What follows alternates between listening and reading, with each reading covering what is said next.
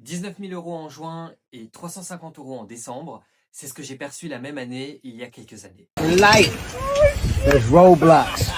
Si tu veux éviter ce type de yo-yo, il n'y a pas de miracle, il faut construire des revenus stables.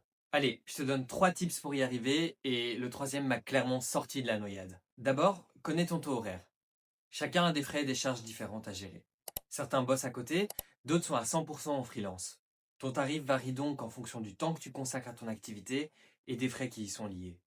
Et crois-moi, mal le calculer, c'est le début des problèmes.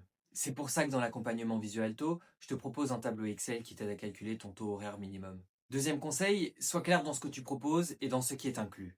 Le livrable, le matériel que tu vas employer dont tu dois amortir le coût, ou même les sous-traitants qui rendront la production qualitative. En tenant compte de tous ces paramètres, tu évites de sous-facturer. Troisième conseil, vise une forme d'abonnement. Sur des missions longues, plutôt que de demander un acompte et d'attendre le paiement du solde par exemple 4 mois après le début du travail, demande un paiement fixe chaque premier du mois. Ça change tout et ton cash flow reste régulier. Abonne-toi à Visualto si tu veux d'autres tips pour sécuriser ton activité.